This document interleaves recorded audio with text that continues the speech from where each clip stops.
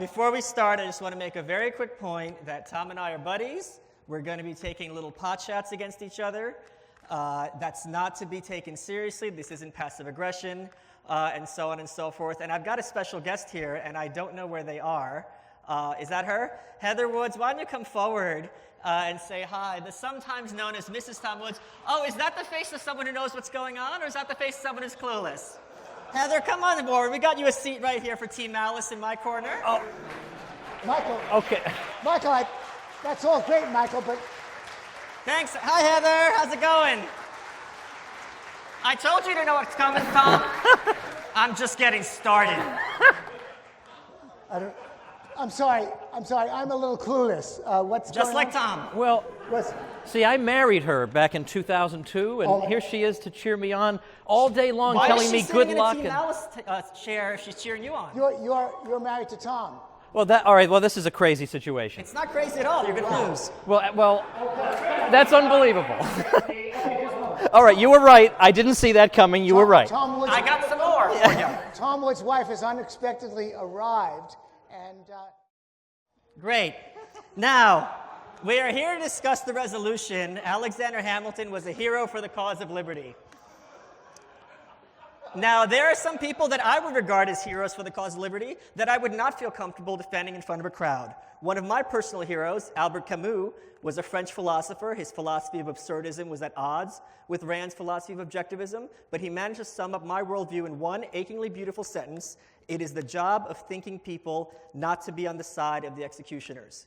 Lech Walesa, 1989 in Poland. I haven't even looked up his political philosophy. I'm sure it's some kind of run-the-mill, terrible welfare state liberalism, but he brought down the Polish government through democratic process, liberating a country and then the Eastern Bloc. When Gorbachev refused to send in the tanks to Poland in 1989 and lost, the communist empire, in my opinion, but I would not defend this in this crowd, he was a hero for the cause of liberty.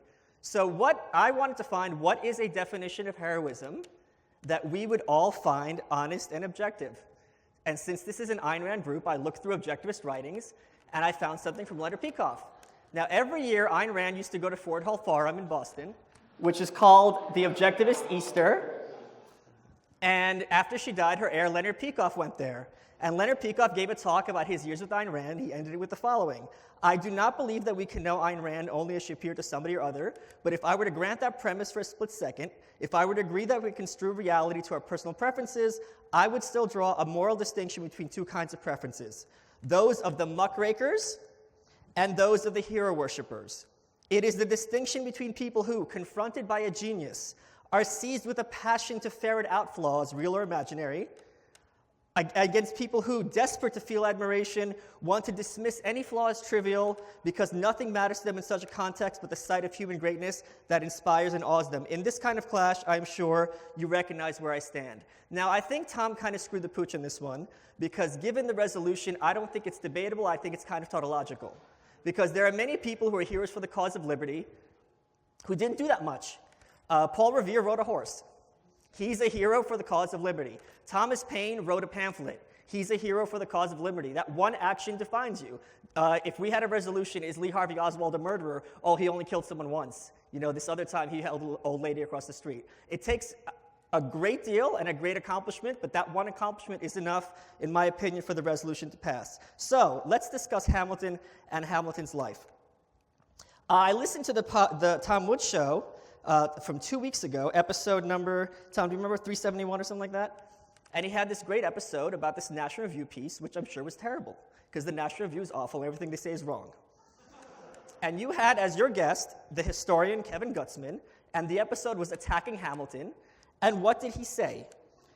Your guy on your show, attacking Hamilton, says the National Review piece also exaggerates Hamilton's personal virtues, which I think is hard to do. Although I don't like his political virtues, I think Hamilton was a heroic person. His story is spectacular. This is your guy on your show 2 weeks ago, episode 379, or whatever it was. And what is why is this important? Every country in the world says they're free. Everyone's for liberty. China, Stalin, Hitler. You've never seen so much liberty. Everywhere is liberty. The gates of Auschwitz, the doorway to hell, spoke of freedom. Arbeit macht frei, work makes you free. So how do we know if a society is actually free? What, we're going to look at the Heritage Foundation Index of Economic Freedom? The surest measure of freedom in a country, and why America has traditionally and correctly been called the freest country in the world, is social mobility. If you live in a country where you are not screwed due to the circumstance of your birth, your gender, your race, your economic class, your sexual orientation, your religion, and you are free to rise and fall simply due to your merits or demerits, that is a country that is free. That is a free society. So what did your guy, your historian, say on your show? By the time Hamilton was in his mid-teens, the shipping magnate he was working for felt so comfortable leaving town for weeks and leaving Hamilton 15 or 16 in charge of a gigantic mercantile and shipping operation. If it were a novel, no one would believe it. That sounds pretty heroic. Hamilton was such a piece of lowlife from birth. He was born on an island called Nevis in the Caribbean, an island which is known for the fact that Hamilton was born there. That's all we know about it. He was born to a mom. His biological father left her while he was pregnant. He was absolute coming from nothing. And because he was so brilliant, he kept getting all these promotions. From Nevis, he got a scholarship to King's College, which became Columbia, due to his genius. And from Columbia, he went on to join the Revolutionary Army and was George Washington's aide-de-camp. And as Ayn Rand put it, America is the land of the uncommon man. It is the land where man is free to develop his genius and to get its just rewards. It is the land where each man tries to develop whatever quality he may possess and rise to whatever degree he can, great or modest, whether one glories or is taught to glory in one's mediocrity. So the Revolutionary War happens. Hamilton is assigned to be George Washington's aide-de-camp, his right-hand man. We don't know how old he is. He came from such a low social status, we're not even sure of the year of his birth.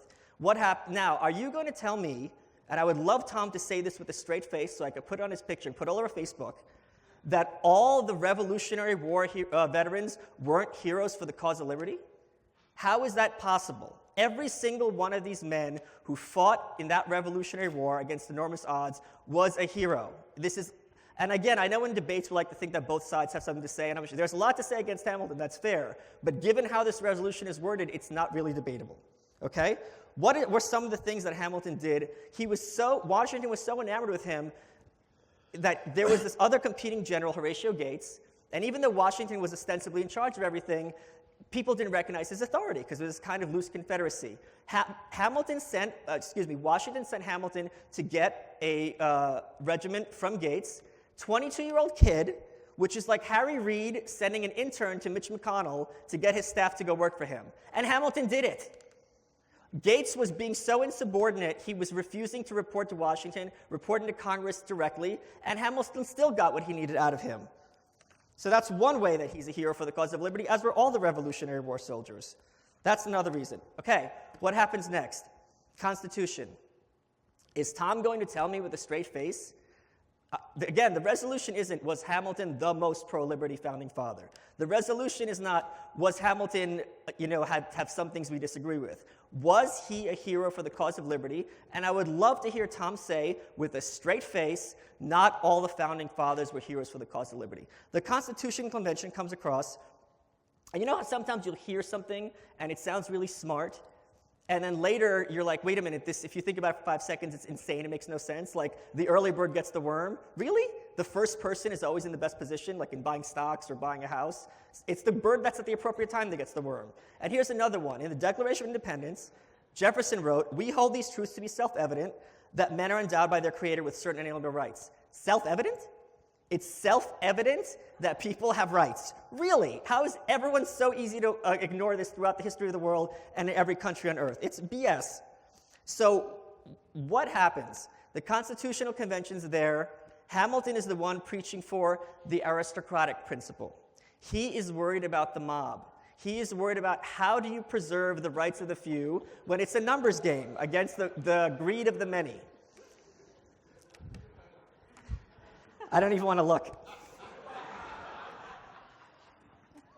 And as Leonard Peikoff put it, the United States is the first nation in history to be created on the basis of ideas. Now, when the Constitution was going around, there was a kind of an issue, is it going to get ratified? And Tom thought I was going to bring it up in his podcast, and I did, I'm bringing it up now. Hamilton wrote the Federalist Papers to explain the ideas behind the Constitution.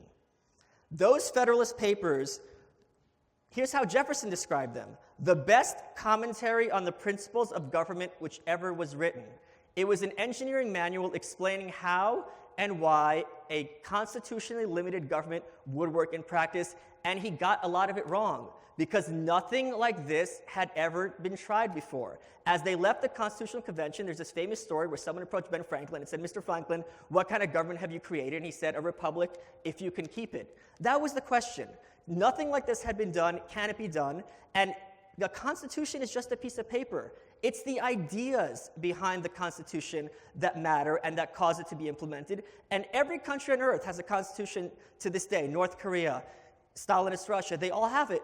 And this is a huge move forward for liberty, because there is a universal consensus that human rights exist.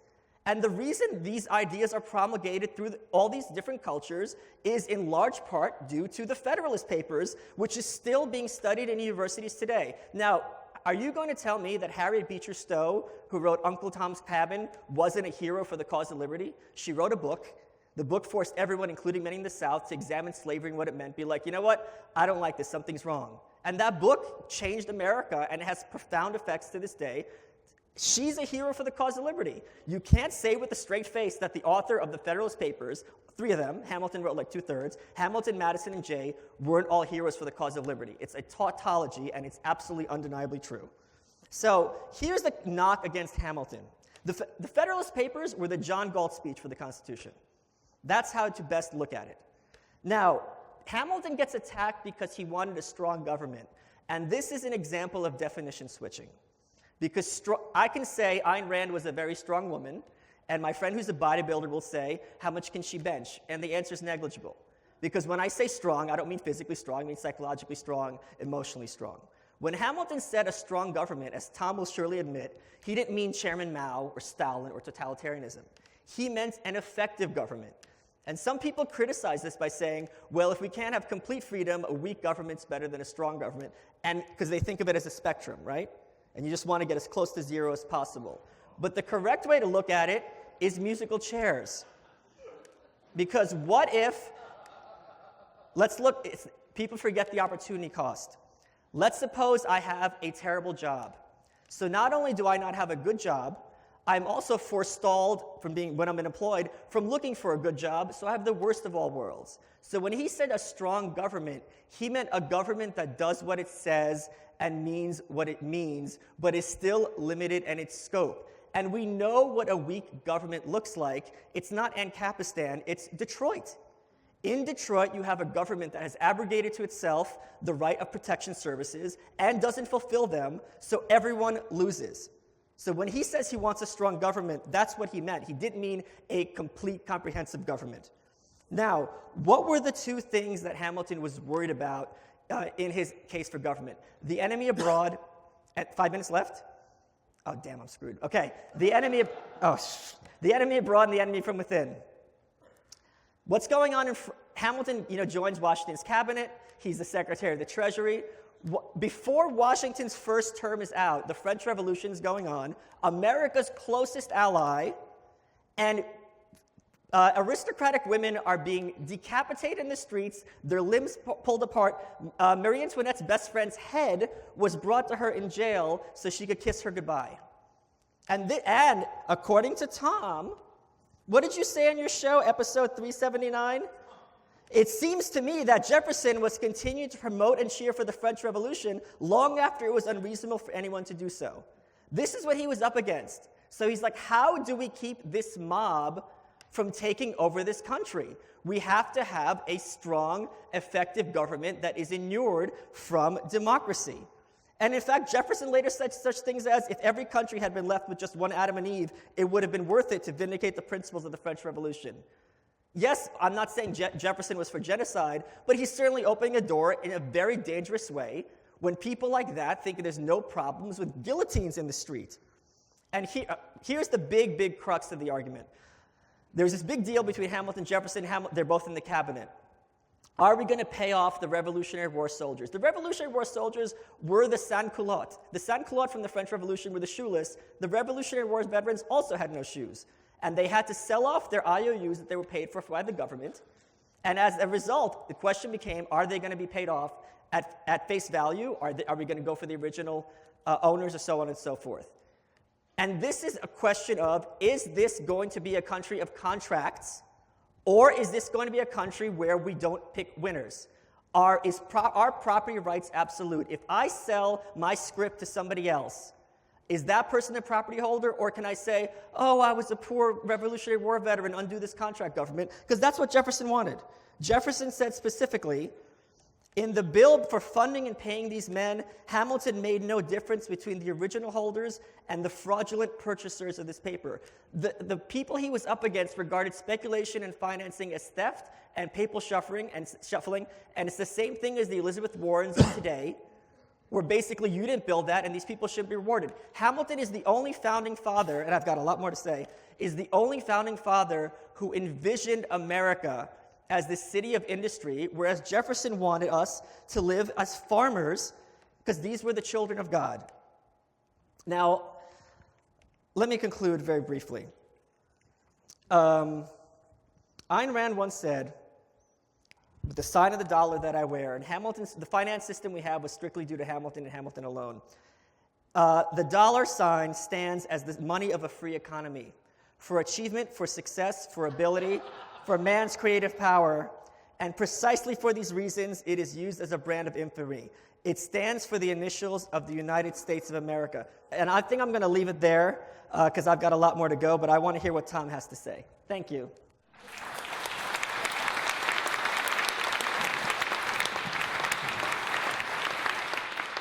Well, Gene, Michael, this august organization, and you, ladies and gentlemen, I would like to thank all of you. And as Michael said, I also want to make clear at the outset that I'm very fond of Michael Malice. I hold him in very high regard, and I consider him to be a man of high intelligence. I want to place special emphasis on his intelligence because it might be difficult for you to perceive it beneath all the preposterous nonsense he's uttering tonight. John Marshall called Alexander Hamilton one of the greatest men who ever lived. Well, Marshall would say something like that, but Michael Malice has done him one better, calling him the greatest man who ever lived. Nope. That was back on episode 411. Nope. Oh, really? Oh, okay. I said that was my opinion. I can't defend that. Okay, he said it was You're his lying opinion. about me. Yeah. I accept that friendly amendment. Well, I dissent from that judgment, and vigorously so. So permit me to share with you now the other 98% of the story that Mr. Malice omitted, and without which we cannot render an informed judgment. Now, I realize that I am defying the conventional wisdom by arguing in the negative tonight. Everybody admires Alexander Hamilton. On the left, they admire him. On the right, they admire him. He's one of the beloved figures in American history. But if American history has taught me anything, beloved figures are the worst of all. Now, it is not necessary in taking this position for me to deny any merit at all to Hamilton. To the contrary, Hamilton did say and do things that were absolutely beyond reproach. And Michael mentioned some of them. Moreover, he returned from public life poorer than when he entered it. How many of our statesmen can we say that about today? He defended the persecuted Tories after the Revolution. In fact, he held off an angry mob seeking the blood of the Tory president of Columbia College just with his eloquent speech. However, I want to argue to you tonight that these things cannot compensate for the catastrophic and horrifying things that he did to undermine the cause of liberty, and we still live with these consequences today. Consequences that make the offenses of George III look like bits of trivial nothingness. Now, I won't dwell on Hamilton's support for protective tariffs, since my opponent concedes that Hamilton was mistaken in this. But, on the other hand, in supporting protective tariffs, a policy that was expanded by his followers, he has provided ample grist for the mill of those many journalists, politicians, and academics who ascribe American economic success to Hamiltonian tariff walls. I also won't discuss, at least in the beginning, the first Bank of the United States, which is also a creature of Hamilton. He favored a system of bounties, that is, subsidies for industry, which is precisely the British system, where the king rewards his favorites. This was the one feature of Hamilton's economic program that even the U.S. Congress had the good sense to reject. Above all, he wanted to bind the interests of the wealthy to the federal government. Well, we sure got that. No, I'd like instead to spend the bulk of my time discussing the United States Constitution and Alexander Hamilton's indefensible, dishonest, and portentous interpretations of that document. We still live under this today, I might add. So if we're going to celebrate Hamilton, we must, if we are to be consistent, celebrate the system under which we live today, which is an entirely Hamiltonian one. The Constitution was sold to the American public in a certain way. I can show you more than half a dozen state ratifying conventions in which the people were told that the federal government would have only the enumerated powers. The Federalists themselves said so. In Virginia, the governor, Edmund Randolph, was a Federalist, and he said that it would have only the enumerated powers. The Virginia Ratifying Convention said that, on numerous occasions, said that the federal government would have only the powers expressly delegated to it. The word expressly was used repeatedly in the ratifying conventions. It's the ratifying conventions, James Madison told us, to which we refer when we want to know what the Constitution means. So we know that the Constitution was supposed to be one of limited powers. Well, in fact, my opponent boasts about Hamilton's role in the Federalist. And indeed, in the Federalist, which is indeed a brilliant book, Hamilton does sell the Constitution to the public that way. I don't think it's quite enough to say, well, isn't that a super-duper book that he wrote? And not mention what he said after the book came out, and after the suckers had voted for the Constitution. What did he say then? Well, it turns out he was a big fat liar in the Federalist. And I think when we're talking about a man's personal merits, being a big fat liar with your pants on fire is a demerit against you. Because Hamilton said the federal government is going to have only the enumerated powers, so don't worry about the general welfare clause. Of course, that's not an open-ended clause. Well, what did he say afterward? Now, by the way, the Federalist Papers, as they're called today, did not lead to the ratification of the Constitution. You already had 8 states that had ratified at the time it came out. We have no evidence that anybody changed his mind because of this document. New York was the only state that published all the articles of the Federalist. There were some states that didn't publish any of them. The importance of the document has been vastly overstated in terms of the actual impact it had on the ratifying process.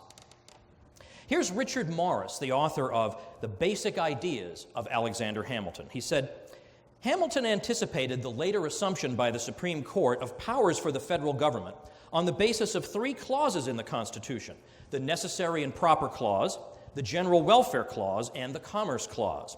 These 3 clauses, as Hamilton interpreted them, have provided the constitutional foundation for much of the activity of our modern federal government in the fields of taxation, finance, business regulation, and social welfare, activities undreamed of when the nation was in its infancy. To Hamilton, the enormous expansion of the power of the presidency by the 20th century would have been less a surprise than a vindication of his notions of the need for administrative power, energy, and efficiency. Now, my opponent says that Hamilton simply wanted an effective government because a weak government leads to people getting slaughtered in the street and so on. And so he just meant effective. He didn't mean a government that would control everything. All right, well, how naive a political scientist would someone have to be to advocate the principles I am about to relate to you and think that they could describe a government that could possibly be kept limited? For example, on the Necessary and Proper Clause, we all know that Hamilton, as our social studies teachers told us approvingly, used that clause to argue for implied powers in the Constitution. Hey, we can't write everything down, come on.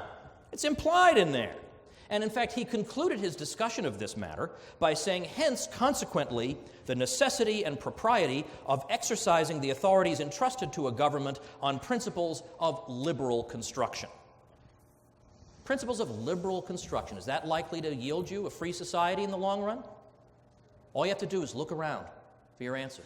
You don't have to listen to me. You don't have to listen to Michael Malice. Just look around. You'll have your answer. His idea of implied powers was then codified in McCulloch versus Maryland, 1819, with John Marshall at times quoting Hamilton word for word.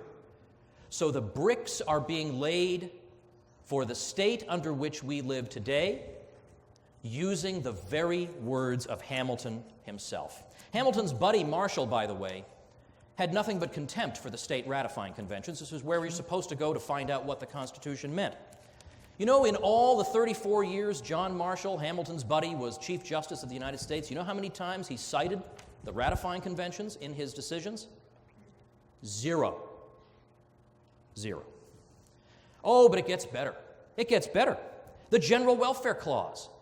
Now, in the Federalist, we were told the General Welfare Clause was only to apply to the way the enumerated powers are carried out, right? That obviously the general welfare, if we were to say that the Congress can spend money on anything it thinks will bring about the general welfare, well, that would authorize it to spend money on anything.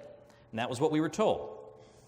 However, afterward, Hamilton the liar tells us, it was not fit that the constitutional authority of the Union to appropriate its revenue should have been restricted within narrower limits than the general welfare. And how about this? This necessarily embraces a vast variety of particulars which are susceptible neither of specification nor of definition. Does that sound like words that will lead to a free society? That's not what he said in the Federalist. He then went on to say, it is therefore of necessity left to the discretion of the national legislature to pronounce upon the objects which concern the general welfare. So, in other words, they'll tell us what's for the general welfare, and guess what? It'll be everything. And he says, and there seems to be no room for a doubt that whatever concerns the general interests of learning, of agriculture, of manufactures, and of commerce are within the sphere of the national councils as far as regards an application of money. The exact opposite of what he told people to trick them into ratifying the Constitution. Exact opposite. So don't tell me, oh, well, he wrote the Federalist Papers, that makes him a hero. Yeah, then he denied them 5 seconds later. And by the way, if that argument sounds familiar, that the federal government, through the General Welfare Clause, is authorized to spend money on things not expressly delineated in the Constitution, if that sounds familiar, it's because that was John Roberts' deciding decision in the Obamacare case. That's why it sounds familiar. That is exactly what he argued. There's your hero. Let me quote you from Samuel Konevsky, who is the author of a revealing book, John Marshall and Alexander Hamilton, Architects of the American Constitution. Utterly clueless title. He says, no wonder the men who a century and a half later struggled to vindicate the New Deal's resort to federal spending found Hamilton's views so congenial and useful. All one need to do is examine his definition of general welfare with its reference to learning, agriculture, manufacture, and commerce as permissible objects of federal expenditure. In the 1930s, Justice Cardozo, speaking about Social Security, said, the conception of the spending power advocated by Hamilton and strongly reinforced by Joseph Story has prevailed over that of James Madison. Oh, but my favorite Hamilton quotation of all is coming up next. Here's what he thought about those little people we are supposed to despise. Here he is speaking about the national debt. A national debt, if it be not excessive, will be to us a national blessing. It just sounds like Ayn Rand, right? Something she'd say, right? A national debt will be a national blessing. It will be a powerful cement to our union. But here, the best part, it will also create a necessity for keeping up taxation to a degree which, without being oppressive, will be a spur to industry. So in other words, if we have a national debt that the suckers have to pay taxes to pay the interest on, it'll keep those suckers working, because otherwise they'll be lazy bums. And you think I'm putting those words into his mouth? Let's read the rest of it. It were otherwise to be feared, our popular maxims would incline us to too great parsimony and indulgence. We labor less now than any civilized nation of Europe, and a habit of labor in the people is as essential to the health and vigor of their minds and bodies as it is conducive to the welfare of the state. So if we have a national debt, these little suckers will have to work their tails off to pay the interest, and that's good for them. We don't want them to be lazy. Wow, hero of liberty. That's the first phrase that comes to my mind. I could talk about Hamilton and the States, but I'll save that juicy stuff for later. I'll talk about Hamilton and the military, because of course the military came up. In 1798, the Alien and Sedition Acts were passed. Now, some of you are familiar, no doubt, with this notorious legislation. The most notorious aspect, of course, was the Sedition Act, which criminalized speech directed at the U.S. President or the U.S. Congress. That would tend to bring it into ill repute. We had journalists who were imprisoned under that legislation. We even had a U.S. congressman from Vermont who had fought in the American Revolution, put in jail for this. Hamilton supported this vigorously. In fact, thought John Adams was not enforcing it vigorously enough. As a matter of fact, Hamilton even told the Speaker of the House, if the president requires to be stimulated, those who can approach him ought to do it. So in other words, if we need to do a little something to get him moving, arresting more people, this is our hero of liberty, by the way. Let's make sure we get on that case. In 1799, Hamilton wanted an even more severe act against the freedom of speech passed. Then later, in arguing the need for a standing army in 1798, Hamilton said that he might wish to use it to, quote, subdue a refractory and powerful state. What does he mean by that? Virginia. Because Virginia had this crazy idea that maybe there was something in the Constitution that said you can't put people in jail for criticizing John Adams. Oh my goodness. And from Hamilton's perspective, a legitimate use of the military involves using force against an American state, which, by the way, was an eventuality that in the Federalist he said was an absurdity and could never happen. But of course, we've seen how much we can rely on what he told us before the Constitution was ratified. So when I look at the whole thing taken together, what do I see? I see, and by the way, there were other founding fathers who, yes, they had heroic aspects of their character too, but who did not lie about the Constitution, who did not engage in these other behaviors. And what behaviors do I mean? Well, crony capitalism, advocacy of protective tariffs, a privileged national bank, the general welfare clause being interpreted in a plenary way, leaving to the discretion of Congress the power to decide what belongs to the general welfare, the necessary and proper clause being used to justify the idea of implied powers, saying one thing to achieve ratification and saying another after, reducing the states to mere administrative units of the central government, New Deal scholars saying they couldn't have done it without him, restrictions on free speech, and favoring the army to subdue Virginia. I say if we have any principles whatsoever, we must absolutely reject the legacy of Alexander Hamilton and his claim to heroism. Thank you.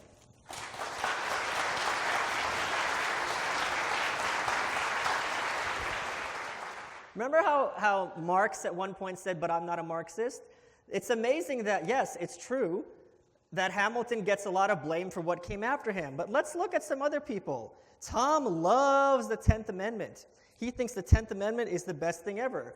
You know who the biggest exponent of the 10th Amendment is nowadays? Mitt Romney. Because the 10th Amendment says, the states are a laboratory of democracy and they let us choose and compete. What Tom doesn't understand is that people who are for the growth of government are not going to be playing fair. Thomas Jefferson was a big defender of rights, and Bernie Sanders will tell you with a straight face, we have a right to health care, therefore Thomas Jefferson is to be blamed for Bernie Sanders.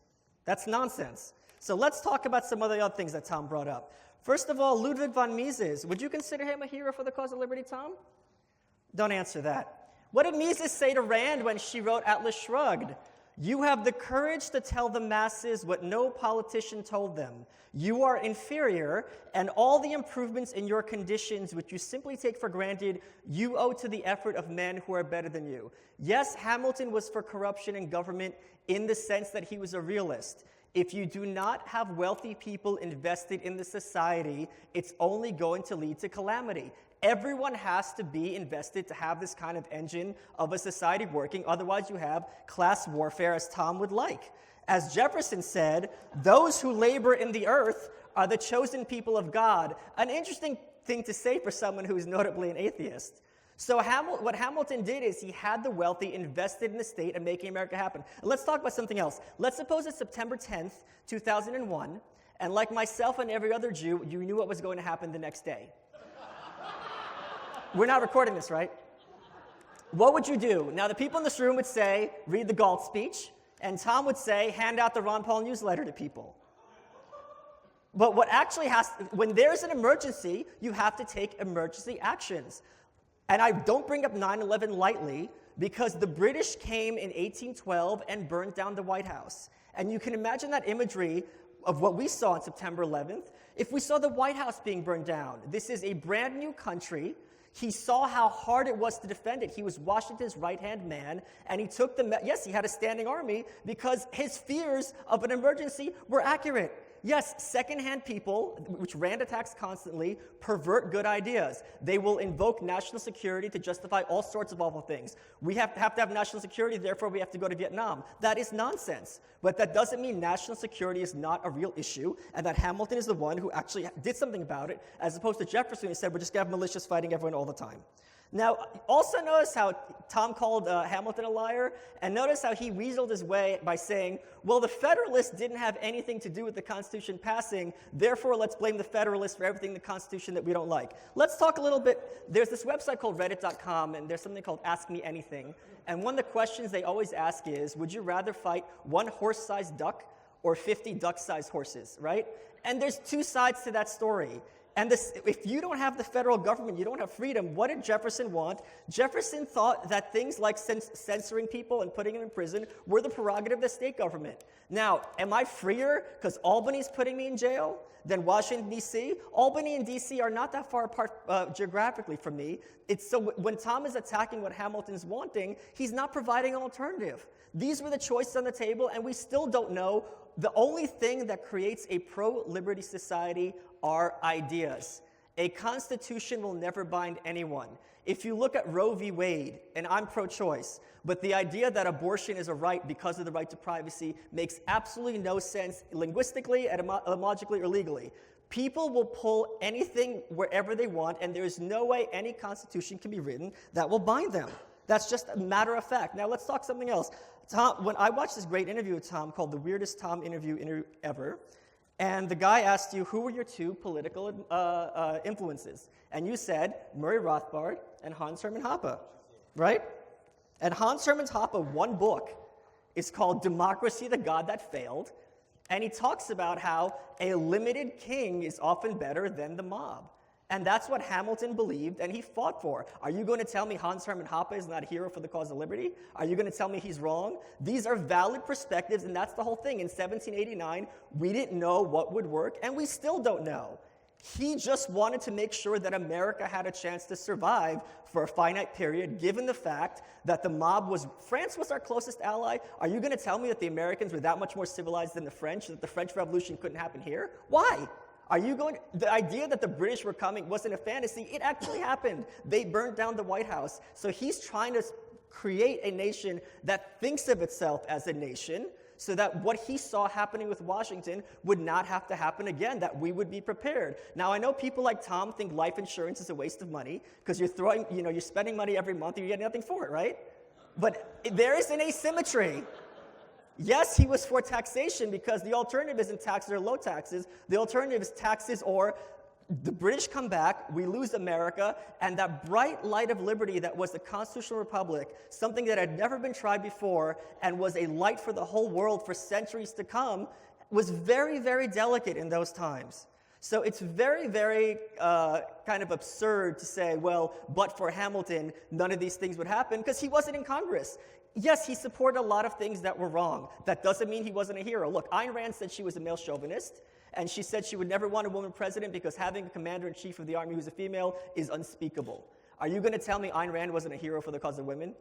Are you going to tell me that, again, someone who fought in the Revolutionary War, someone whose writings are still studied as examples of what liberty means and whose lessons throughout the world have freed people?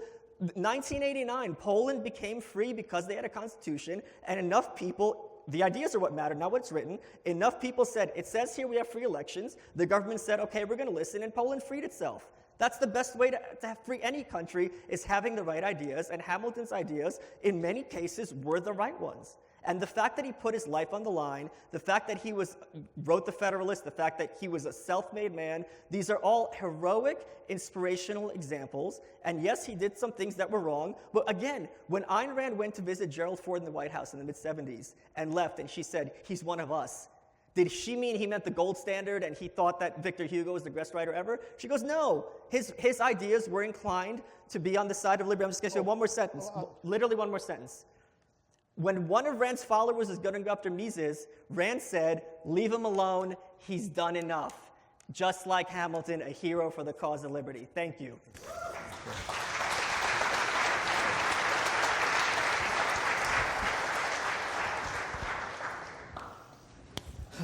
Okay. I think we're having a drink after this. That's going to be a long conversation. Although I think we should discuss anything other than Hamilton for we talk. Okay, so you're gonna. I didn't bring my watch, so you're 7 minutes. And you'll show me at 5 and 3. Okay, all right. Well, okay. Sometimes I feel like Michael's arguments just answer themselves in some ways, but I will answer some of them. First of all, I want to correct something. I did not say that I blame the Federalist for the situation. You said, how can you say the Federalist was not influential, but then you blame it for all the problems? I'm not blaming the Federalist. I'm blaming the fact that Hamilton lied about the Constitution in the Federalist and then did the opposite in the years after. That's what I blame. And so I think there's just way too much special pleading here to say. I mean, yes, look, there's no question that Hamilton on a personal level had some admirable qualities, and he did some good things. But that's true of an awful lot of people that we would not then say are heroes. Moreover, when we think about the consequences of Hamilton and what we live with today, how many of them can we uniquely say come directly from Hamilton? Can we uniquely say that Hamilton gave us our independence? No, but we can uniquely say that Hamilton gave us implied powers. He was the first one to articulate this idea. He gave us the crazy interpretation of the General Welfare Clause. I mean, all the demerits that I listed, these are all things that originate with Hamilton, have their origins in Hamilton. And yes, I realize that it's very fashionable to say that Hamilton's financial innovations were very important to the burgeoning America. That's what you got in your 8th grade textbook. Okay, we all read that. Where would we be if it hadn't been for tariffs or if it hadn't been for internal taxation on whiskey and Hamilton actually marching in or galloping in to oversee the suppression of the Whiskey Rebellion, a tax revolt, Hamilton being on the side of let's make these people pay the whiskey tax, which we got rid of and did pretty well without for the rest of the 19th century. But all these sorts of things. Where would we be without the first bank of the United States? Well, okay, if you look at an index, the best indexes that we can reconstruct from the 1790s of price inflation, in 5 years of the first bank, we have prices going up by about 72%. Oh, we couldn't have lived without that. Oh, but Hamilton gave us a single currency, so of course we're much better off. Well, you know, in the Constitution there's a reference to the dollar. There's already a reference to the dollar in the Constitution, even before Hamilton came around, even before he created his bank. How could that be? Answer is there was an existing silver standard in America. And that dollar in the Constitution is a very specific reference. It's a reference to something called the Spanish milled dollar that was in wide circulation at the time. It was Hamilton's view and the view of every inflationist who has ever lived, including the very confused Benjamin Franklin, that there's a shortage of specie and that needs to be made up for by printing paper money. That was part of his justification. There's a shortage of specie, and we need to print up paper money. Now, I can excuse, or at least understand, Benjamin Franklin taking that view, because guess whose print shop was going to get the contract to print up the paper money? So there's a little cronyism there. So I don't say that these financial innovations are so necessary. I might be partly willing to acknowledge Michael's point about the accepting the Revolutionary War debt and paying it at par. I mean, that still brings up moral questions, but I can see the Hamiltonian position there.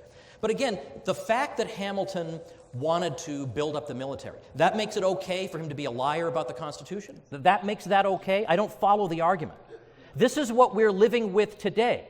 The Obamacare decision, the ink is still wet on that thing, and it's Hamiltonianism through and through. And to say, oh, well, it was young, it was a young country. How could he know that saying we need principles of liberal construction? And how could he know that let's let the Congress decide what is for the general welfare? And how could he know that if we say manufacturing and commerce and industry and agriculture all falls under the national councils, how could he possibly have known that that would be abused? What kind of an imbecile are we dealing with here? When you look at words like that, and you say, well, here we are in 2015, how can we judge him? I don't expect the guy to be infallible. But if he's going to be held up as a hero of the cause of liberty, he can't personally be the cause of so many of the struggles we are enduring right now. When you sit in that 4th grade social studies class, what interpretation of the Constitution are you getting? Alexander Hamilton all the way. I don't think we can overlook that. I don't think we can say he's a self-made man and that really inspires me. It does not inspire me that he laid the bricks. He put down the foundation and laid the bricks for the regime under which we live today. Every historian of Hamilton celebrates that fact. They don't hide from it. They celebrate it because they love what Hamilton has wrought. They love it. Well, I say we in this room, if we have principles, we must stand up against it, not love it, and despise it, and refuse to respect this line of thinking, and excuse it, and gloss over it like it's just a few unimportant things. This is the most important thing, because it's had the most lasting effects on the lives of everyone in this room. So don't be swept away by the teary-eyed, beautiful statements of Michael Malice. This man was a monster. Thank you.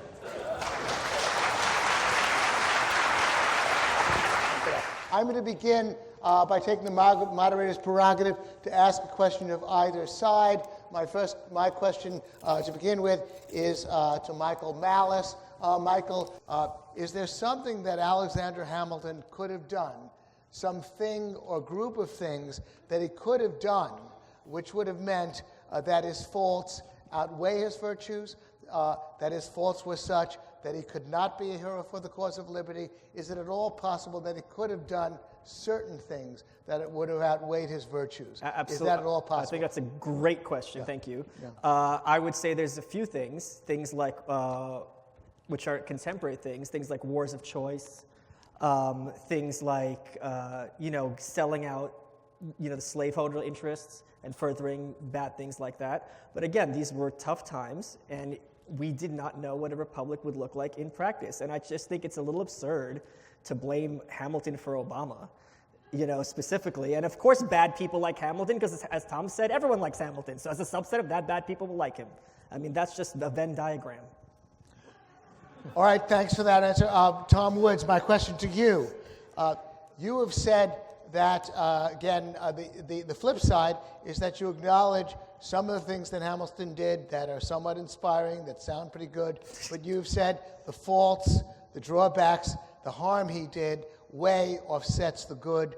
Therefore, he cannot be a hero for the cause of liberty. Probably a balanced assessment would apply to almost any founding father. I'm wondering this: can you pick any of Hamilton's contemporaries and say, despite his faults, he was indeed a hero for the cause of liberty? Is there anybody you can choose, and can you explain why? Okay. Michael and I think, agree on this much, that if we were judging these men in the year 2015, we would find them all wanting. So I think No. Wouldn't you want all you of would them now? still. Okay. So Wouldn't you would rather have still- any of them than the presidents now? Come on. In all Well, seriousness. okay, yeah, that's true, but I would hope that today, as the ideas have developed, yes, correct. they I'm would sorry. get a little Yes, bit yeah, better yeah, than yeah, they yeah, were of then. course, of course. All right. So, given that if I give an answer, people will say, "But Woods, what about this?" Yeah, I know. Right? I know. You could say, "What about this?" to all of them. But I would say, if I had to be pinned down, it's hard because there are serious drawbacks to all of them. Mm-hmm. I mean, there are heroic actions, people who made physical sacrifices. I get all that, but then at the same time, there are plenty of people who made sacrifices who then were involved in moral enormities, and it's very hard to say, well, that's entirely heroic. But I do have some respect for James Madison, who collaborated with Federalist. Hamilton, of course, in the Not the Federalist, Federalist, right. and who professional Madison historians will try to claim that he was absolutely consistent throughout his life. That's the Lance Banning thesis. No. He obviously was not completely consistent throughout his life, but he did have heroic periods where he recognized the threat, for example, of the Hamiltonian system. He could see where the Hamiltonian interpretation of the Constitution was going to lead. And in fact, by the way, here's a real difference between Madison and Hamilton. Hamilton knew that the Constitution that had been ratified was not what he wanted. And he had made that perfectly clear. Everybody knew what his position was. Madison also was complaining about it. He privately, in a letter to Thomas Jefferson, said that he didn't expect it to last more than a few years. He thought there were a lot of problems with it. But the difference is, Madison understood that's the Constitution we have. And this is the Constitution that was sold to the people on the basis of enumerated powers and the powers of the states. That's not the system Madison wanted, as we know from his nationalist plan. He did not want to be called the father of the Constitution, but his view was, this is the Constitution we gave the people, so this is the one I will defend. I can't do a bait and switch on them, like Hamilton did. Sell them one thing and then do another. No, we sold them this, warts and all, and so I have to be loyal to this document. So that's why I can respect Madison. Hamilton, through supporting the Constitution, helped or give us liberty as far as the state of the country of the United States. Is that correct? Yes. Okay. So the question is then, if the Articles of Confederation were not good enough, then, I assume would be your position, that we would never have gotten liberty? And if that's the case, can I bring up Afghanistan? Can I bring up Algeria? Can I bring up Vietnam? Can I bring up any other country that is smaller, and the United States was much bigger geographically than Great Britain? How would we not have gotten liberty at that time if the people who were inhabiting the country at that time wanted liberty? Could they not have gotten it very easily? All right. Thanks for If you think liberty has ever gotten very easily, I don't know what to tell you, number one. And number two is, yeah, we could have all sorts of imaginary scenarios that, the South won the Civil War and slavery continued and so on and so forth. Unlike Tom, I'm dealing in reality. Oh. And the fact of the matter is, the world is a much better I don't know that it would have, what the alternative would have been. I think it is undeniably true that the world is a much better place and more pro-liberty because America as America existed, and we all agree with this because we're here. He's writing, is that a quill pen? Okay. Yes, Tom, I came prepared. This is a question mainly for Tom Woods. Okay. Is National Review's Richard Brookhiser, who wrote a book about Hamilton, wrong when he says that though Hamilton made some statist mistakes, he was so radically libertarian by today's standards that, for instance, he thought even if the federal government wanted to do something as simple as build a canal, it would have to pass an amendment to the Constitution? Well, if that's the case, but yet he doesn't think there needs to be an amendment to the Constitution for a national bank or for bounties to industry and so on. So that seems to me much too selectively applied for him to be considered that was certainly Jefferson's view. And even though Jefferson, and we're not here to debate Jefferson. Speak for yourself. No, I'm here to debate the resolution. That's nice. I want to debate the resolution. I want to stay on point, because I feel like that's our role here. Jefferson favored some kind of public education, and he even favored federal involvement in education, and every leftist in the world cites that, but they don't cite the rest of the sentence where he says, of course we'd have to amend the Constitution first. Well, they forget that part because nobody wants to do that. I think Jefferson consistently applied that principle, but if this is true about Hamilton and canals, I think his views on the expansive, his view basically is that given that the Congress, he says it, the Congress has the power to tell us what's in the general welfare, then it leads us to then have to rely on whatever idiosyncratic view of Hamilton might happen to be on a given day, that this isn't part of the general welfare, and therefore, we would have to amend the Constitution. But he's not in Congress, so it wouldn't be, even according to his own principles, wouldn't be his place to say. If Congress believed that canals could be dug, then according to his own principles, they can be dug. So I don't think it works. I think it's special pleading. Michael, you have a comment? Well, yeah, I think, again, it's kind of like Nancy Pelosi, Tom's hero, when she said about Obama. No, she's your hero. Oh, zinger. Have you been working on that one all night? Are you Australian with that boomerang? When Nancy Pelosi said that we have to pass Obamacare to know what's in it, that is how legislation works. We can talk all day long about Atlas Shrugged and the Constitution, but until these laws are passed and put into practice by men who have free will, paper is not going to bind people. It's the right ideas that bind people, and many of these ideas that have lasted to this day, especially an America of industrialism and production as opposed to an agrarian wasteland. No. If you want to say what is exclusively Hamilton's, it's the vision of a city of skyscrapers of New York that so enticed Ayn Rand and so enticed us, as opposed to this feudalism that your boy Jefferson and Madison. All right, so now hold much. on a minute here. Now just wait. I'm done. No. And now, so look, are you. No, now listen to me. I'm listening, baby. Yeah, look, okay, first of all, that is, I hope that the objectivists in the room can hear pathetic pandering when they hear it, right? Because we're all thinking, skyscrapers, we love You don't them. sound that This pathetic. guy favors skyscrapers. Tom, your pandering's not that pathetic. Now listen.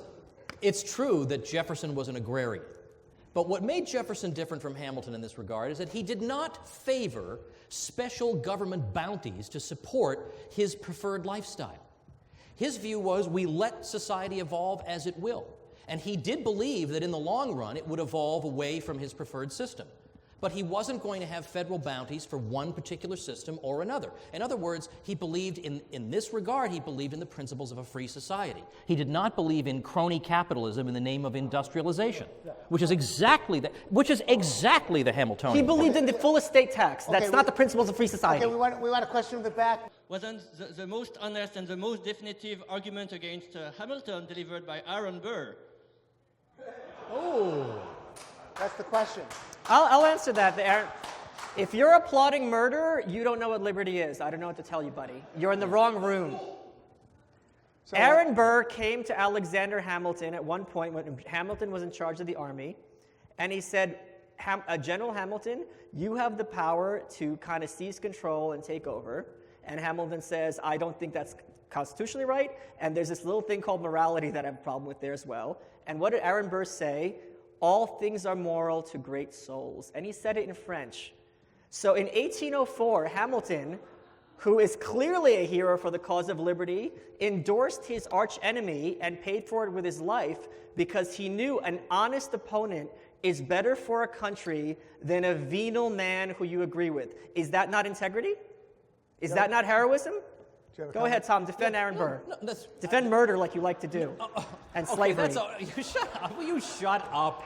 No. Really? If you're telling me I have to shut up, you know you've lost. Okay, that was out of order, Tom. We have another question. Thank you, Gene. A real hero for the cause of liberty, Gene Epstein. I accept that. Okay, we have another question. Okay, so when we're talking about liberty, I'm assuming we're talking about property rights. We're not talking about Correct. the liberty to rob people, Bernie Sanders, any of that Correct. crazy leftist nonsense.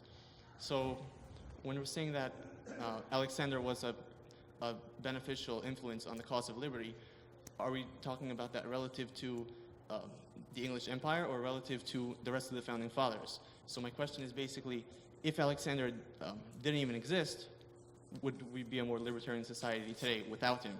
First of all, I don't think one second. I don't think even Tom would claim that if Hamilton never existed, this would be Galt's Gulch. Yeah, I agree with that. Yeah, that's not a, I mean, these things are very complicated. But Tom brought up something which I think really is an example of Hamilton being a hero for the cause of liberty, which is Hamilton was a lawyer in New York, and he was defending the loyalists, the Tories. These are the people who sided with the British Empire during the war. They were on the wrong side of history, so to speak, and there were all these laws being passed in New York to strip them of their property, and Hamilton fought for them, even though he fought against them physically in the war, he fought for them to maintain their property rights against the majority opinion and the legislature at the time. And in my view, any lawyer who puts his reputation on the line to defend extremely unpopular people who you just defeated in a war because property rights trump all, that is a hero for the cause of liberty. If that were a book, everyone in this room would be reading it and recommending it to their friends. Comment? Yeah. No. Well, given that I conceded that point, I don't have to elaborate on it, but I'll say that if we were living in a situation where we were constantly confronted with that situation and we had Hamilton's good example to inform us, then that would be a wonderful thing. We are constantly confronted with that. But we're not. No, there are no Tories we have to defend any longer. What about the gay wedding cakes? Like, people are being forced to do things because they have the wrong idea all the time. Their property rights are not respected. That's because, according to the Commerce Clause, we can have civil rights No, legislation. it's because of and we only statism. got that crazy interpretation of the Commerce Clause because of Hamiltonians. We wouldn't be in this situation if it weren't for Hamilton. Yeah. Another question. I wonder if you can respond to the argument that was raised that a lot of Alexander Hamilton's early, I guess you can say, problematic moves or problematic positions had to do with his reasonable view that the U.S. was in a precarious situation and there was a chance of being attacked, and that doesn't in hindsight is 2020. It's sort of hard to. It would not justify anything today going forward. We now have a lot more evidence that this kind of governmental structure could work than was really evident back then. And so I wonder, just because that argument was raised, I wonder if you can address that. I think there's a fairly simple answer to it, which is that if you believe what you just said, if Hamilton believed that, the country's in a precarious position, so we don't have time for all these niceties, these constitutional niceties. We've just got to do what we have to do to firm up the finances and get the military going. Then you get a constitutional amendment. And that's what the system says. The Constitution, which I know, look, the Constitution does not have an expiration date on it, and it doesn't say, look, if times get tough, then forget this whole thing and chuck it out the window, or pretend that it says the opposite of what it says. It says that there's a way to amend the Constitution. If you don't use the amendment process, and you simply engage in special pleading all the time. Well, now's an exception, because now's an emergency. Yeah, the U.S. government's been in a state of emergency officially since 1950. And they're never going to get out of that state of emergency. If you say that, well, under certain circumstances of today, we have to bypass the Constitution, they'll always be bypassed. There'll always be some reason to ignore it. So you instead go to the amendment process and you change it in the open and upfront way you think it needs to be changed. Unless you think that a better society is one in which we leave it up to, which is the only alternative, we leave it up to the goodwill of human beings to decide when the rules of the Constitution need to be suspended. There is no alternative. Those are the two alternatives? Are you out of your mind? Okay, look, when Obamacare was being passed, Nancy Pelosi, Tom's hero, she was asked if it's constitutional. And her answer was, are you serious? Are you serious? And I'm being sincere here. Tom, I think you're being a little naive in this sense. When people who are statists, who are strongly for government, they're going to find any excuse to latch onto to further their interest because it doesn't really matter what it says on paper. They're just going to use an ex post facto rationalization. So, and one more thing. If there is an actual emergency like September 11th, I don't know that it's not a violation of property rights that the FAA shut down all the flights. But I'm glad they did. And again, his fears that the British were coming were, in fact, prophetic and borne out. So I have a question just regarding Hamilton's time later in life. It hasn't really been brought up, or later in his life that was cut short, but the time during which he was not in elected office at all, during the Adams administration, he jockeyed through the Federalist-controlled Congress for the establishment of a provisional army. He then declined many positions that were offered to him in both state government and federal government because he himself wanted to be commander-in-chief of this provisional army.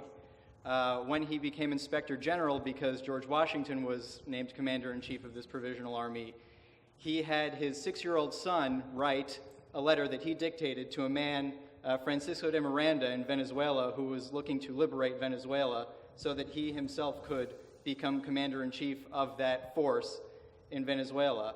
And then when Adams found out about all this in the, right before the election of 1800, he basically, tore into Hamilton, and Hamilton effectively challenged him to a duel that he declined. He didn't even answer the letter. So the bigger point I'm making here is I think that Alexander Hamilton's, once he became more influential, he became more corrupt. And I don't, personally, I don't know that can be a hero of liberty or for liberty. Why is he corrupt? Because he wrote a letter? No, he's corrupt because he was jockeying to create a provisional army that he himself was declining positions to jockey to control that army. Do you think, so he just wanted to control the army for the sake of power, even though Burr said, if you're in control of this army, you could seize power, and he said, no, I won't do it because of morality. So anyone who's in charge of an army is ipso facto not a hero for the cause of liberty and immoral? No. You're talking nonsense. No, it's not really nonsense. I'm saying that he was trying to establish this army so that he himself could, well, I'm not a debater, but... You're also speculating, which is something that Hamilton liked. Hamilton was the only founding father who liked speculators, and this is a society dedicated to speculation. All right. And in all seriousness, I think even Tom would say, I think Tom's not going to say that Alexander Hamilton was some kind of Pinochet figure, who wanted to have some kind of military junta. No, but I would say that we don't have to speculate, that we do know, because he said so, that he was perfectly prepared to use the military against a state that was defying the Sedition Act. Correct. So, this is just a small matter, a trivial footnote in the life of Alexander Hamilton. To me, that's an extremely revealing moment in his life. It's a reveal, yes. Look, you say 50 horse-sized ducks. Hamilton says 1 duck-sized horse. The idea that states equals freedom, federalism equals tyranny. Let me finish. We've tried both, and neither of them are. Look at Central America. That's all a bunch of little states. Is Central America some laissez-faire paradise? Look at the EU. You have this weak federal system and you have little states. Is the EU some laissez-faire capitalist paradise? The fact of the matter is the only thing any of us know in this room that moves liberty forward are the correct ideas. And many of these ideas are in the popular consciousness because of Alexander Hamilton and the Federalist Party, including the idea that democracy is very, very dangerous. Tom, your case is devastating. I came in on the pro side. I'm not totally con, but... Devastating sounds pretty bad. But it's one thing to say that he changed his mind about things after the fact. You went further than that. You said he deliberately deceived in selling. What evidence do you have for that? Thank you. Oh, yeah, okay, good. I guess my evidence is every Federalist, every major Federalist certainly in Virginia, but fair enough that he's not familiar with Virginia. But the Federalist case in the Federalist Papers was, don't worry, this government will have only the enumerated powers. Now, unless we are dealing with the greatest coincidence in the history of the world, that it so happens that the very moment that he has influence over the U.S. government, all of a sudden, he now implements the principles that he all along wanted to implement. I believe it is a case of, we're dealing with, he wanted a constitution that went one way, he didn't get it, but he pretends that he did.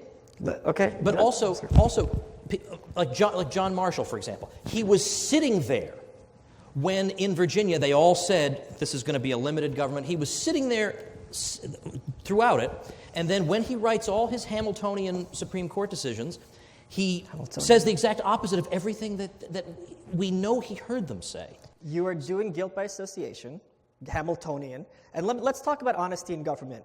At one point, when Hamilton was Treasury Secretary, Jefferson got the idea, well, I can't defeat this man politically, so I'm going to defeat him personally.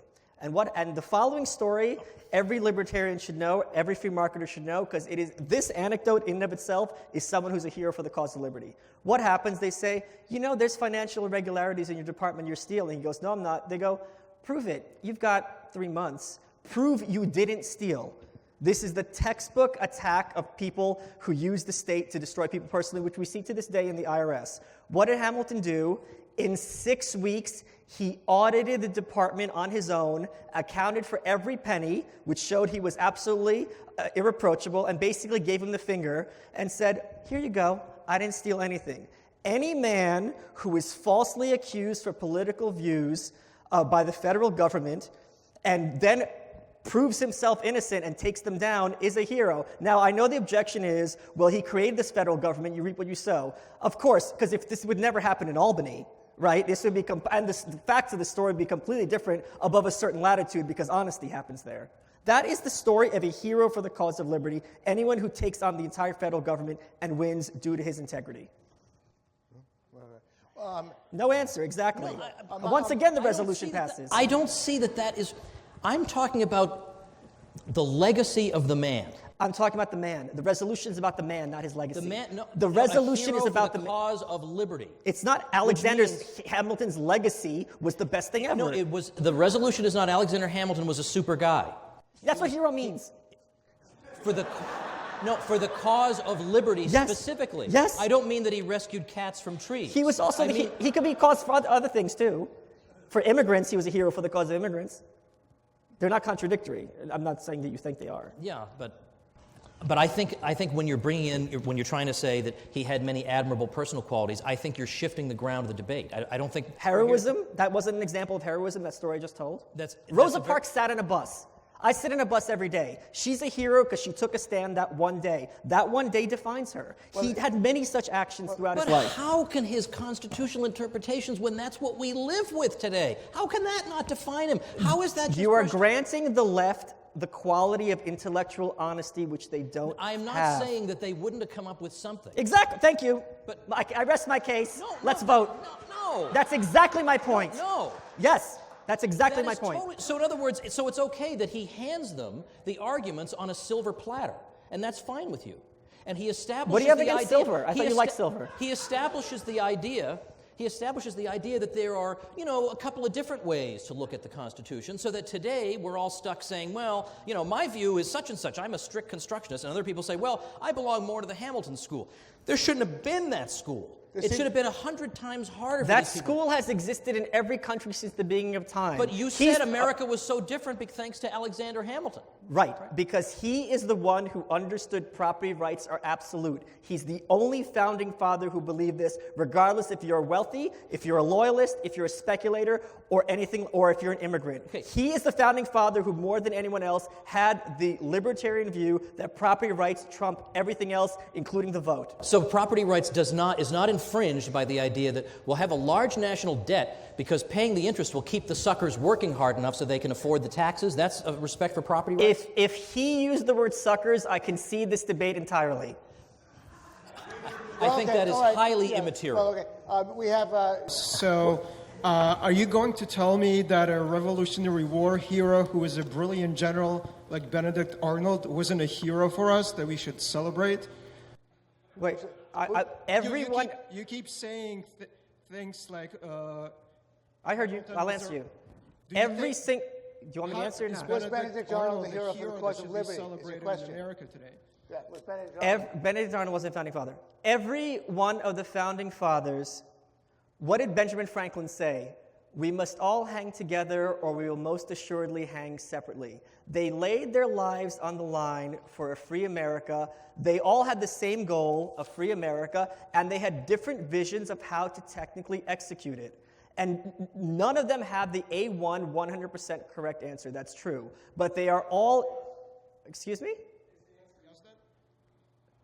They are all indisputably heroes for the cause of liberty. There's plenty of heroism to go around in that era. So if you're asking me if unless someone was evil from being an infant, they're a hero because they did something good at some point in their time. If someone did something heroic at some point in their life, yes, they're a hero. That's English. So was Hitler a hero? Benedict Arnold is not a hero, no. Okay, Benedict Arnold is not. Do you have an answer? Do you have one comment? He's a Canadian. He can't be a hero. But I guess what is especially peculiar about the Hamiltonian position here and his military career is that afterward, he then advocates the very principles of the system he fought in the war against. He advocates the establishment of the British system within American borders, whether it was the British political system, or it was the British economic system, or basically a British-style approach eventually to foreign affairs. This is what he establishes. So there's something weird and discordant about that, it seems to me. It's weird that I'd rather be ruled from D.C. than London, even though I like the London system. That doesn't make any sense. So the whole thing was just about they're too far away.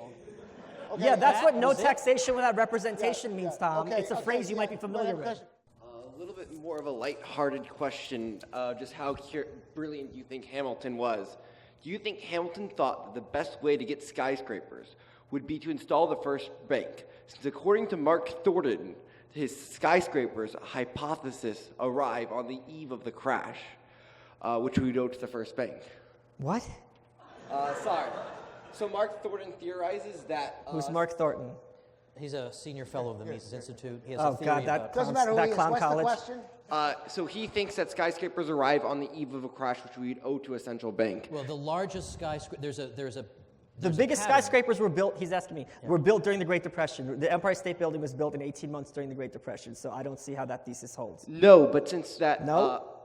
Since Hamilton wanted a central bank, do you think that's why he wanted a central bank, so we'd have skyscrapers? Because you said that Hamilton... Do I think that Hamilton wanted a central bank in order to have skyscrapers? No. You're...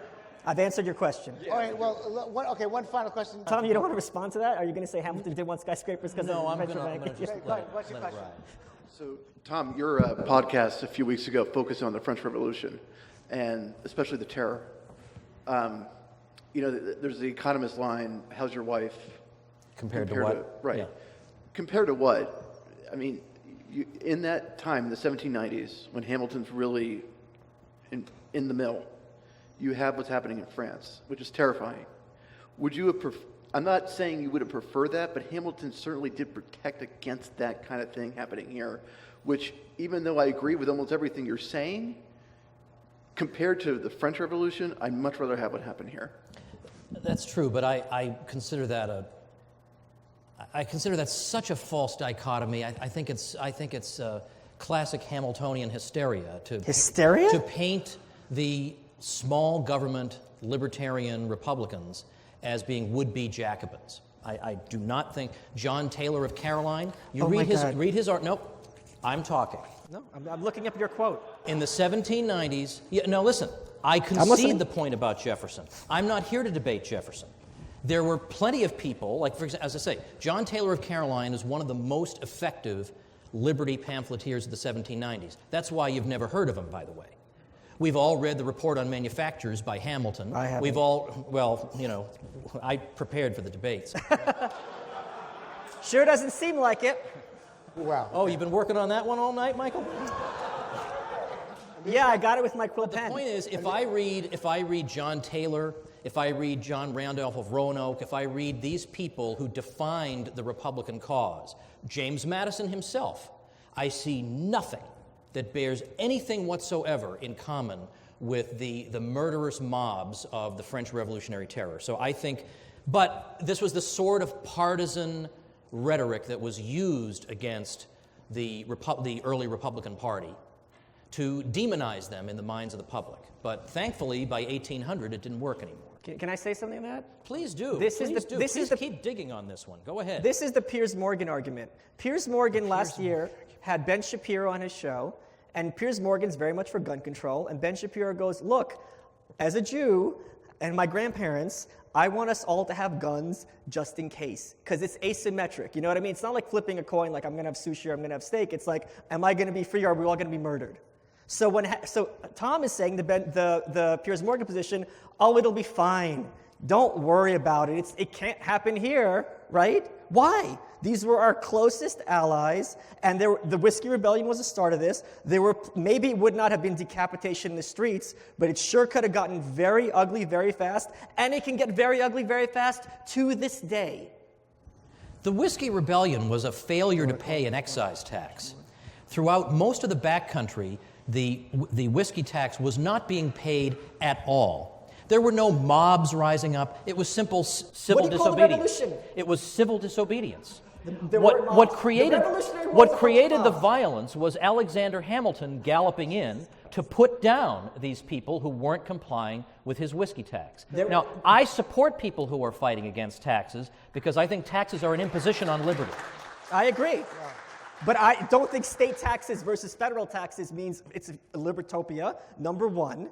And number two is they were mob attacks during the Civil War draft riots, which I'm against the Civil War, of course. There were mob attacks last year. So this idea that it would never happen here, it can't happen here, flies in the face of logic and actual facts. Oh, but a mob is not the same thing as the Jacobins getting control of a regime. It literally is. There is no tradition of that thought in Anglo-American political writing. There is no basis for that whatsoever. This is entirely a fantasy. It's a fantasy, and yet they're decapitated on the streets. We'll have to make this the final question. Mr. Woods, would you concede that pre-1787 Hamilton was at least instrumental to the cause of liberty, despite what I believe you're stating about Hamiltonian principles being anti-liberty at present? I think on balance, yes. Now, that does not mean that he's a hero for the cause of liberty, because I believe he then undoes everything he claimed to be doing.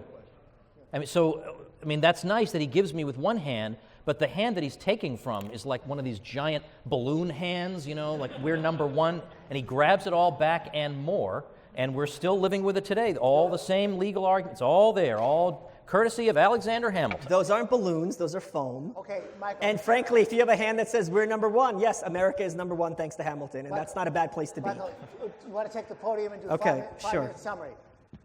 I am going to pander because this is something that I completely agree with. Towards the end of her life, Ayn Rand was on Tom Snyder's show, and Tom Snyder said to her, "You love this country, don't you?" And she said, "Yes, passionately, very, very much, and consciously. I love this country for its ideas." And there's plenty of heroes to choose from in this era, by the way. "And I've seen enough of the other side," she said, "so I can appreciate this country." And Tom says, "You might even get emotional about this country." She goes, "Oh, yes, you want me to get emotional?" And he goes, "You might even thank God for it." And she goes, "I might not literally mean a God, but I like what that expression means. Thank God or God bless you. It means the highest possible to me, and I would certainly thank God for this country." So you're about to vote, and when you make this decision, it might be well if you ask yourself, is the world better off than it was 200 years ago? Are there more places in the world where people are free to practice their faith and have a free economy, open up what jobs they have and social mobility? If your answer to these questions are yes, well then I think it's obvious who you will vote for. If you don't agree, if you don't think that the course that the world has been on for the last 200 years on the American side is the course that you would like to see us follow in the future, then I suggest another choice you might have. Vote for Tom and go to North Korea. Thank you. Well, that is a pretty stark choice, isn't it? Wow. North Korea or America? Which way do you vote? Well, I suggest that there is a bit more nuance to the question, as a matter of fact. So I'd like to lay that out a bit here before we wrap up for tonight. Well, I very much appreciate, again, this is a tremendous audience. I'm very glad to be here with Michael Malice. This whole thing actually began as an episode of my show. We talked about Hamilton because I love arguing with Michael, and we agree on so many things that when we find a place where we disagree, we almost get giddy. Here's a chance to fight it over, because it's fun. We enjoy doing it. And on that episode, I'll speak for myself, but I had a blast on that episode. I don't remember what number it is, but by the way, I'm into the 500s, Mr. 370 whatever. I'm in the 500s of episodes. So anyway, if you're not listening at tomwoods.com, shame, everybody knows your name.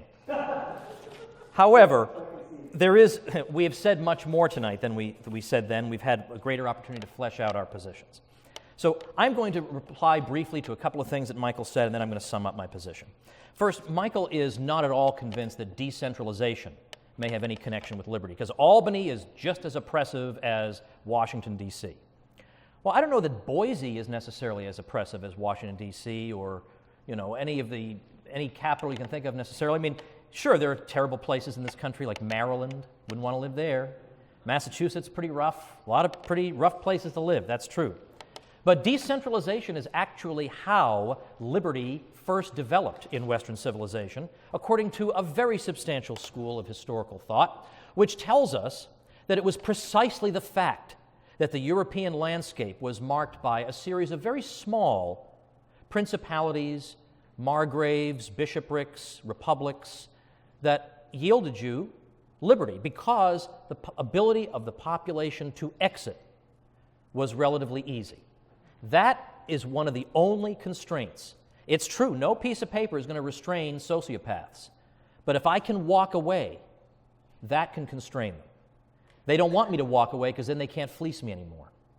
So that is the connection. That's why F.A. Hayek said that in the future, liberty is much more likely to flourish in small states.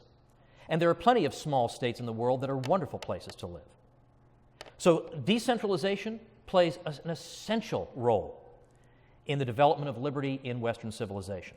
The Dutch Federation was also a case of decentralization, and the American founding fathers were very fond of the Dutch Federation. Secondly, I didn't really say that much about Hamilton and the states, other than he wanted the federal government to, quote, triumph altogether over the state governments and reduce them to utter subordination.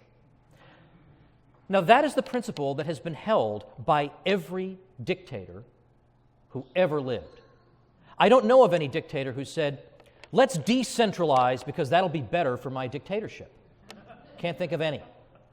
So there is a connection between decentralization and liberty, and this means that Hamilton, once again, is on the wrong side.